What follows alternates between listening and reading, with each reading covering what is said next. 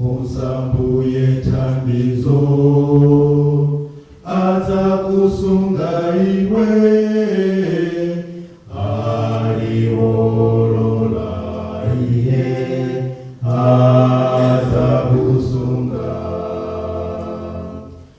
Zambuye thandizo azakusunga iwe aliolola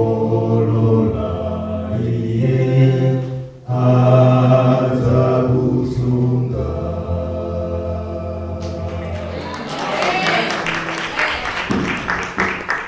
Happy Sabbath. God is good. All the time. I think you're wondering that there will be no special song. I'm just elder. You can see that we need a musical day. Yeah, we need a music day so that we can sing and sing and sing. I would like to thank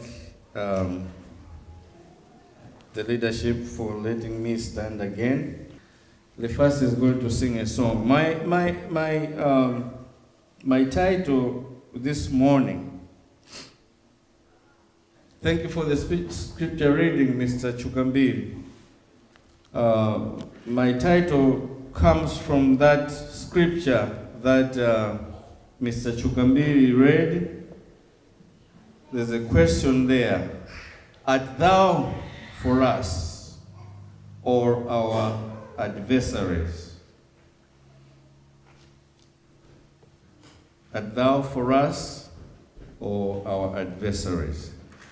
The first.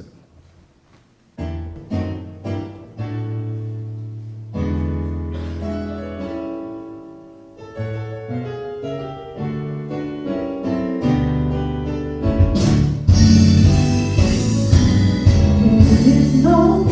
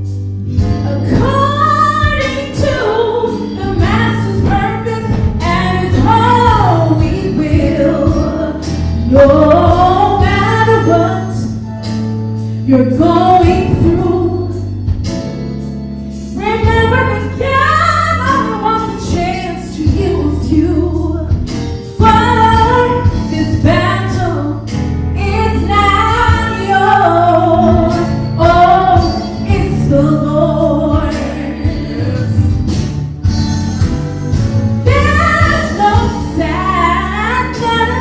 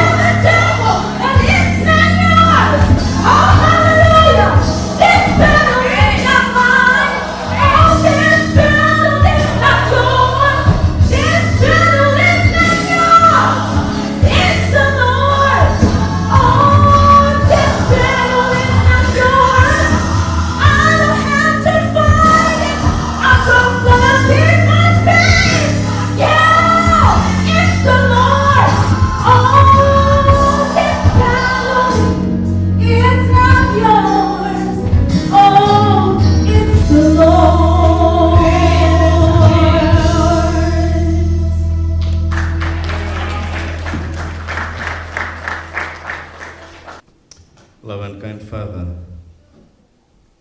I come before you humbly that you speak. This time is yours. I'd like you to soften our hearts and make us realize that this battle is not ours, but it's yours. Be with us this hour. In Jesus' name I pray. Amen.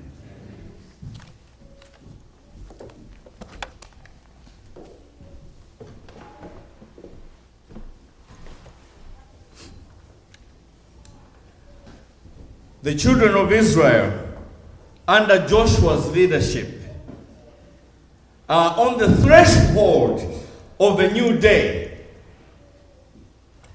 God led them through his servant Moses, and now Moses is dead. And the Lord calls Joshua, the son of Nun, and said to him, "My servant Moses is dead. Now you take these people across Jordan. And when the feet of the priests will strike the waters will open and the people will go over on dry land. Just like God opened the Red Sea during Moses' tenure of leadership, God is going to demonstrate He is with Joshua, just like He was with Moses. Amen. For when the priests stepped into the waters that opened at the Red Sea will open again at the Jordan, even if it is during season of flood. And just like they went over on dry ground out of Egypt, they will go through dry ground into Canaan. Amen. The children of Israel have now crossed the Jordan and the promised land is in view. But all that remains is for them to take over.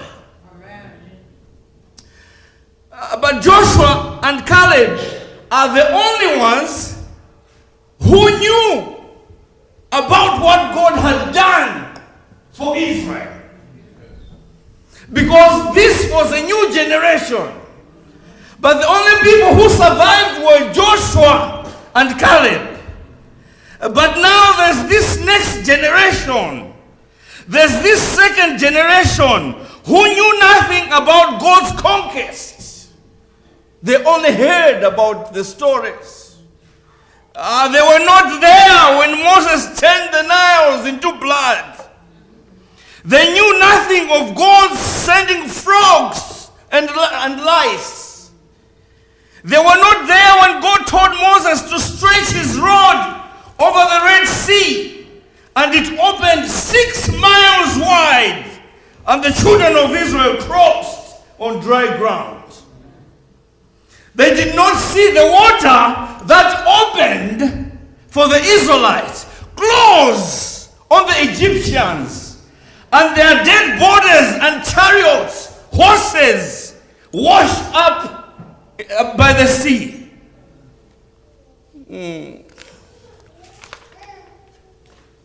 They did not hear Moses' sister Miriam sing a song. God is a man of war.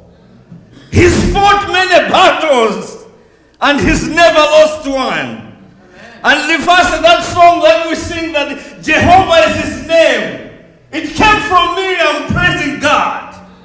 Church, I think every once in a while we have to reach back and tell our generation, our new generation, that it has not always been like this.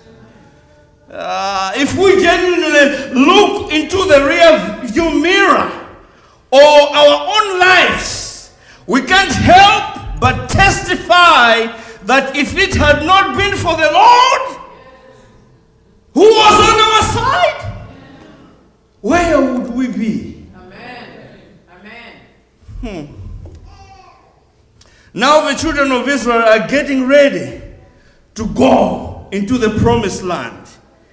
But in their way, there is Jericho. Obstructing their way, their success is Jericho. Now, speaking on human point of view, that is impossible. The awesome responsibility of the task ahead is weighing heavily upon Joshua. They are almost where God promised, but they have got to do something to possess the land. Now, watch this, church. God does three things to give them courage and encourage them. Number one, these people had to go through the rite of circumcision.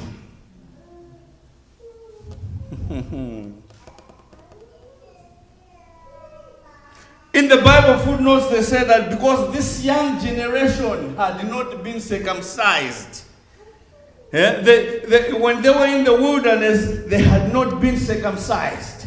But I'm not going to dwell there.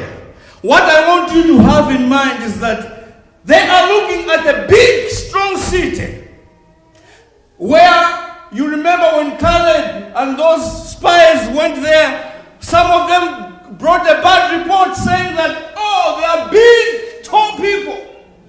The sons of what? Anak. Just their leg. It's our height. Huh? But God is performing a ritual of circumcision. I want you to understand that. Which made these people a weak army. But they're getting ready to do what? To fight what? Jericho. Because they cannot go into the promised land without conquering what? God is performing this ritual. I know that it was cleansing their hearts and whatever, but I want you to look at a weak point whereby these people are now vulnerable. So God is trying to tell them that this battle is not yours. I am going to fight the what? They didn't need to do anything. That's why he had to disable them. Let me go on. They said that, and Joshua, in verse 13, before Joshua had to get on the battlefield, he had to settle the battle in his own mind. Now he goes, he looks up as he's thinking about what is going to happen. He looked up and saw a man standing in front of him with a drawn sword in his hand. And now in verse 13, 14, and 15, there are some take-home notes that I want you to notice. Number one, in verse 13, it gives us a picture of a shepherd. Joshua is being made a what? Come on, Malawi Church. I want you to follow me. Joshua is being, what should I say? Is being crowned, is being confirmed as a shepherd of the children of Israel. And Joshua had been called out to lead over 2 million people. But what kind of people? Rebellious, hard-headed, stiff-necked, people who were always complaining, wanted to go back to what? To Egypt. Even though they never have been there.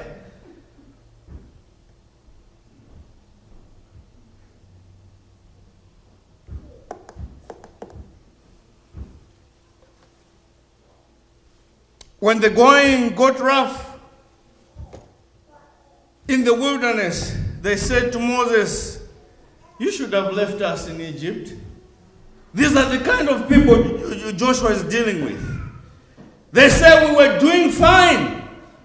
We had garlic, onion, and had good food to eat. This is the kind of people Joshua is inheriting from Moses. They are hard to get along with. They are grumbling. They don't want to solve anything but get things on silver platter.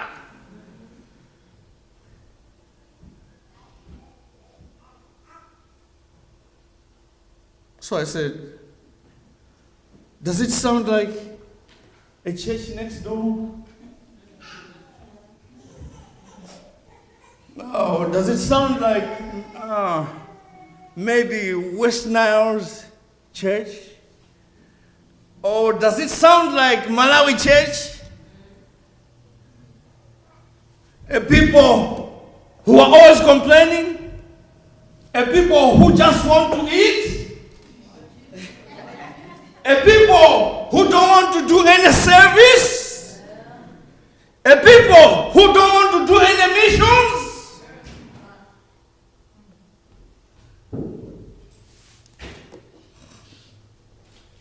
But then, point number 2, we talked about the shepherd. He's a shepherd. But Joshua now meets in verse 14, there's an image of sovereignty. Okay, what did I say? Should I break that down? Sovereignty. God is a sovereign person. God can do what he likes, anytime, anywhere, anyhow. So Joshua is faced with this man in verse 14. The shepherd, Joshua, is now met by a sovereign. But as commander of the army of the Lord's host, he says, I have come. And Joshua recognized that, and he falls face down in the ground and in reverence and asks him, what message does my Lord have for his servant? I don't know if you have your Bibles. Do you have your Bibles? I want you to follow me. Today I'm not going far away from the Bible. I'm just going with the story. So, I wrote my notes there. I said, church, whenever you see the name of God in the Bible as captain of the Lord's army, number 1, know that he's coming to tear something up. Number 2, he's coming to fight your battle. Joshua realized that this is none other than the Lord Jesus Christ. Amen. This is one of the many theophanies in the Old Testament, a manifestation of God. So this man is saying to Joshua, when he said, are you for us or for our adversaries? This man is saying, you know what, Joshua? Essentially, I didn't come to take sides. You need to get that. He didn't say, I'm fighting for you. I'm coming to your side, Joshua. He said, neither. I didn't come to take sides. I came to take over. Amen. You're not getting it. God doesn't have to be on your side. You have to choose to be on the side of God. Amen. Amen.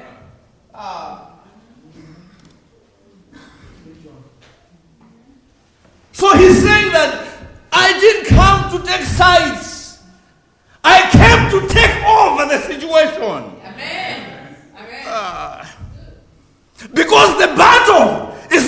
yours.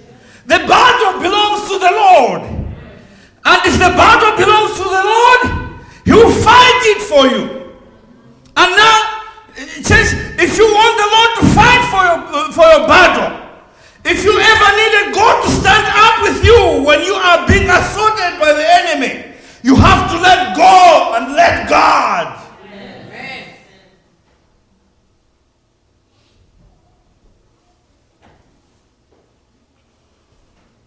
As I said, at this time the children of Israel had been weakened by circumcision, that it wasn't feasible for them to fight the fierce people of Jericho.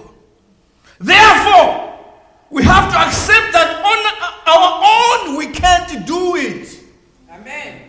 When I was writing this, I had building in my mind. Michiana, Malawi, on our own we can do it. Amen. We have to let go and let who? Right.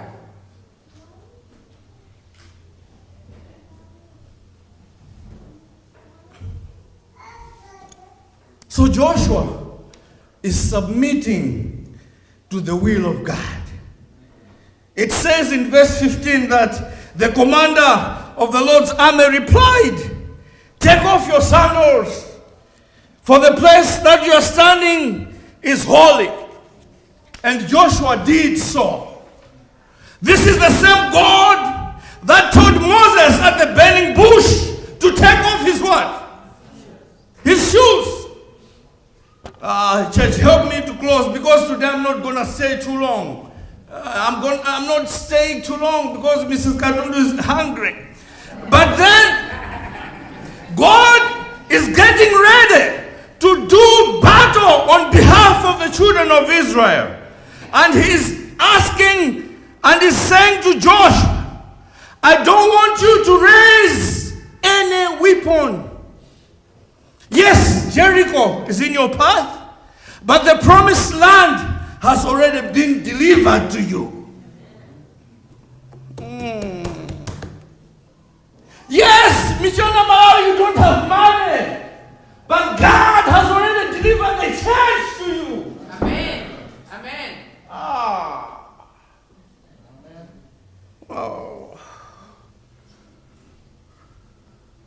What you want is already in eyesight.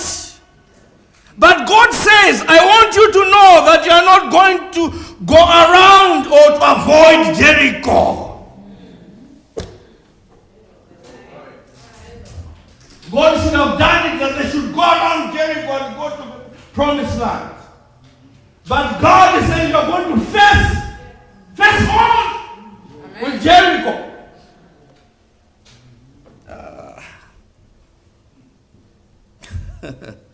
Though Jericho is a big town, Jericho is a fortified city. The walls around Jericho are so wide that 6 chariots side by side can ride on it. According to the Bible, they say that at this point, no nation had ever conquered Jericho. Jericho had big swords. Jericho had giants. Jericho had catapults, malegena. But Joshua, you and the children of Israel are going to go and take Jericho, and here is the blueprint. Amen. He gave them a blueprint.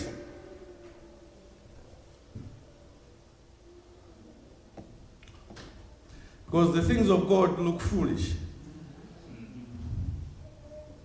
He says, I want you to march around the walls of Jericho 6 days. I wish I had a Bible reader here. 6 days. And for 6 days, just march around the wall one time and go back home. How foolish is that?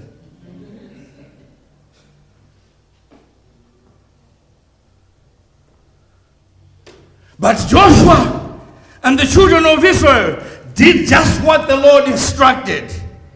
The first and the second day, they marched around the wall of Jericho and they went home. The third and the fourth day, they marched around Jericho and they what? They went home. The fifth and the sixth time, they went, marched Jericho and they what? On the seventh day, now God is saying, I want you to do something different. On the what? Seventh day. On the seventh day, I want you to do something different. God told them, march around the wall 7 times. 7 is a number of completion. March around the wall 7 times, and on the 7th time, I want you to give a shout. I want you to blow your trumpets.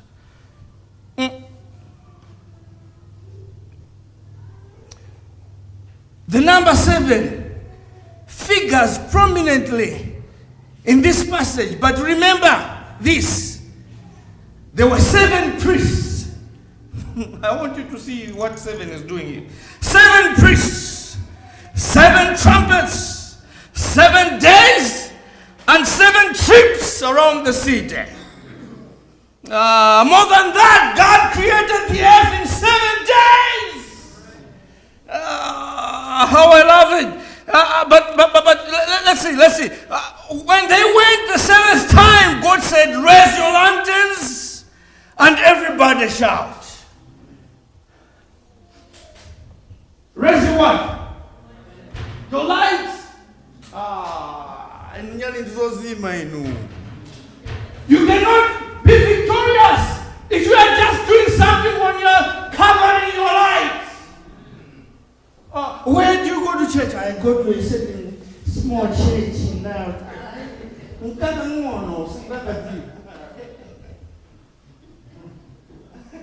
Light your lamp.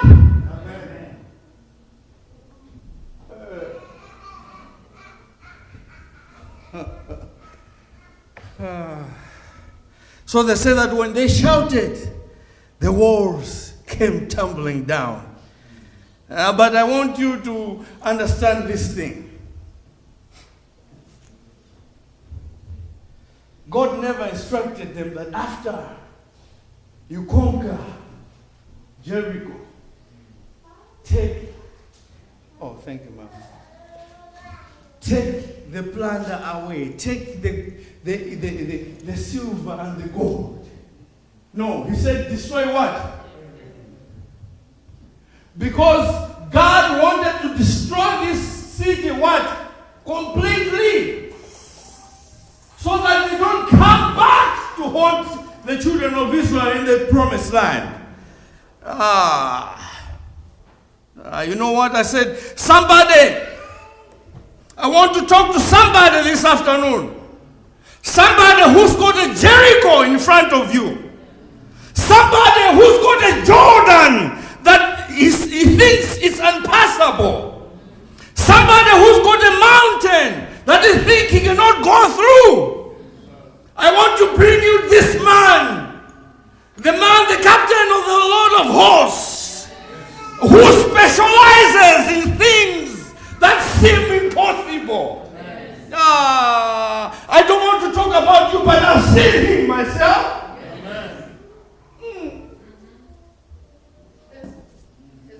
I want to give you this man who specializes in things that Mr. Mwena says, oh, it's impossible. But he says it's possible. Amen. Amen.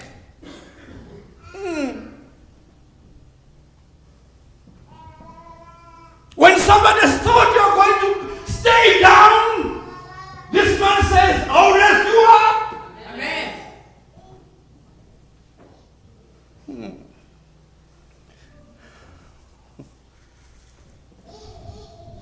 This man Jesus, he will do what no other powers can do. Amen. Michiana, Malawi Church, if you got a Jericho in your way, give it up. Amen.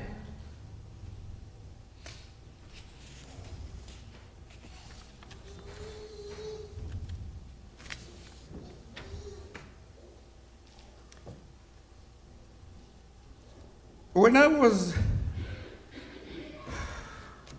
preparing for this sermon,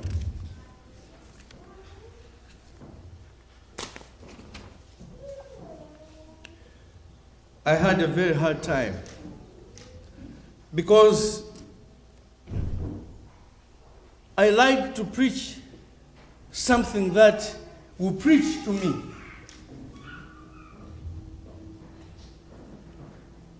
We don't do good to God because we have taken it as just something, I don't know, to just pass time. Even in this church that we're talking about, we want to build. What is your plan, Michiana Malawi Church? Is your plan to come and eat potluck and go home? Is your plan to evangelize Michiana? What is your plan?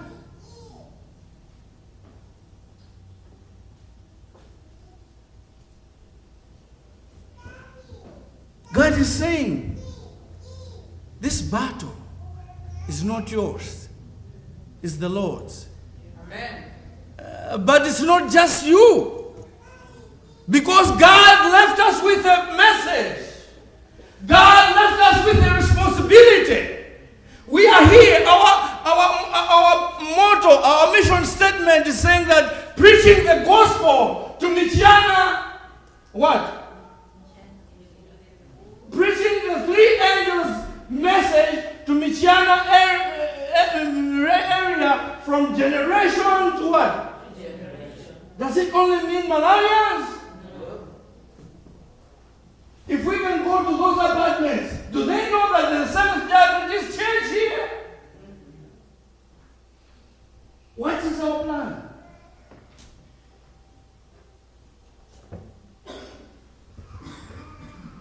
I want to challenge you today. If God wants us to have a church, we have to think differently. And it will not take too long for him to do it. But maybe he thinks we are not ready.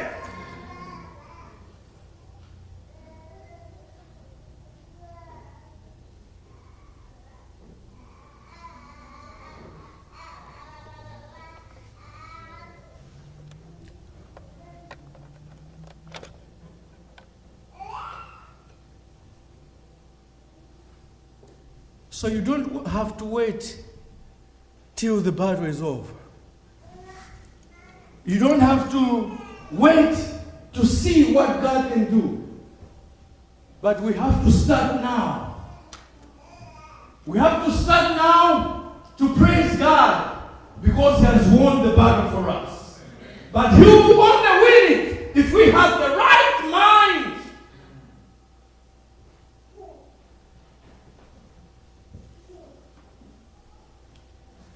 Last week we had a fundraise, $15,000. Thank you so much that we did $12,000. But you know what? Elder Stepe really touched me when he said that if you can go outside there and see the cars that have been parked outside, there's no need for us not to make our goal. If we can go back to our houses and see where we are living, the sofas, the studios that we have in the house, that God cannot have a house to worship, we have to think twice. Let's look at things differently. Today I'm going to make another appeal. Today I'm going to make another appeal. Today I'm making an appeal of $3,000. God should speak to us. I'm not gonna I'm not going to go call the deacons to come with a plate. But when we are getting out of here, if you're honest with your God, if you think God can take care of you, if you think God provides for you, if you think everything that you have comes from God, give it to God. Amen. Because He'll take care of you. The fact that you are going to write a check today doesn't mean that you are going to suffer. God wants a house where we can worship Him. Amen.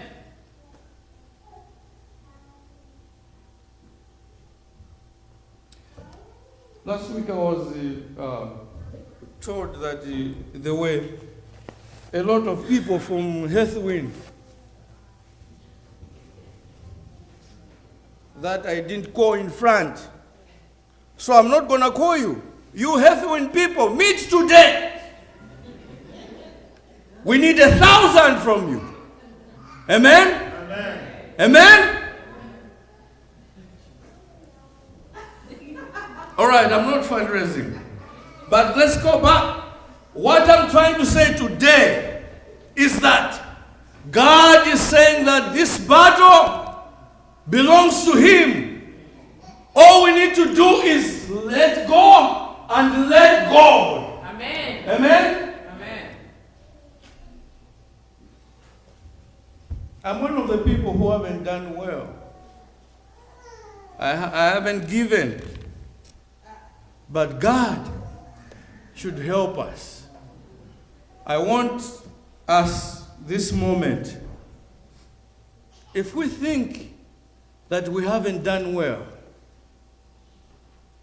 if we think what we're doing, God wants us to do it, I want you to stand with me so that we can pray to God so He can help us.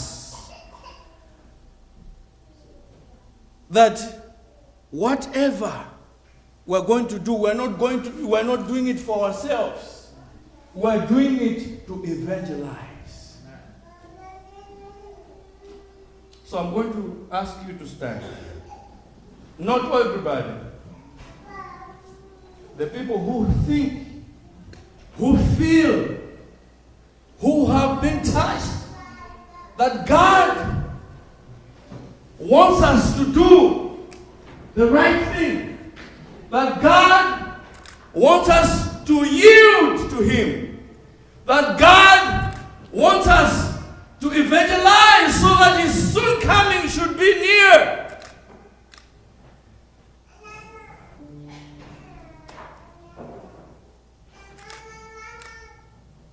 I'm going to call Pastor Velima to come and dedicate us, to come and pray to the Lord, forgive us. Maybe sometimes we just do things because we want to do things. But God should renew our minds. God should renew our thinking. God should renew our plans, our vision, so that His name should be glorified. Down to Him I freely give. I will never lie and trust in me, in His presence daily. I surrender.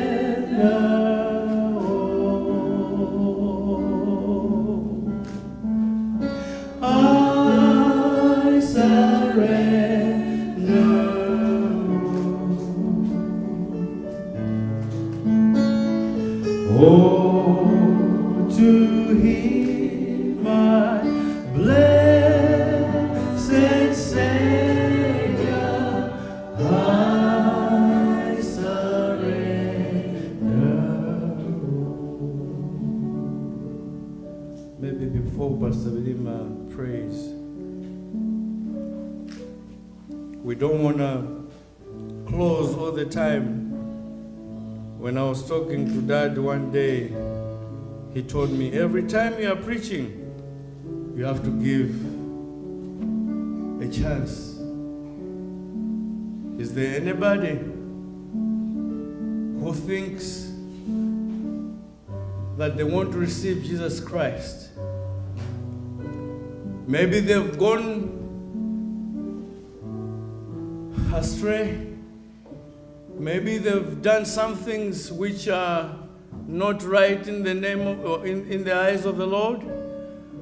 If you want to rededicate yourself this morning, you can raise your hand before Pastor Vilima prays.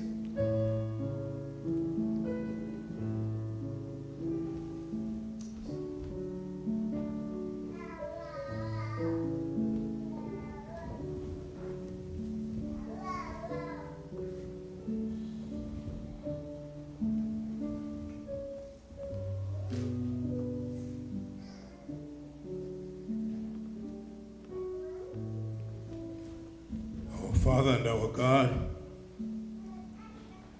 we have been challenged this morning. The greater accomplishments that are to be made, we cannot do them in our strength. But we can reach them with an abandonment of ourselves to your will and to your guidance. So we stand here this afternoon as a people who have come from far, as a people who have hustled much to be where we are today. God, we know that there's nothing impossible with you, because our presence here demonstrates that you have done many wonderful things for us, and you will do even much more. If we just dedicate ourselves to you, we stand here in your presence, giving ourselves to you. God, please stand with us, accept us, help each one of us to determine, to do the best that we can, that you will enable us to do, to accomplish your will. There's a great vision put before us of a building for this congregation. It calls for a lot of dedication, a lot of resources, but all those things are possible only through you. And that's what we have learned this afternoon. Please, God, help us. When we leave this place this afternoon, help each one of us make a determination and take action to do that which is right, to accomplish your will. For this we pray in Jesus' name. Amen. On a glorious one-way trip, we'll unsafe on shore to sail no more, for Jesus follows my ship. I will sail these stormy seas no more, unless Jesus leads the way. I will never drift so far from the shore, I can hear what it has to say. I belong to a fleet that sails today on a glorious one-way trip. We'll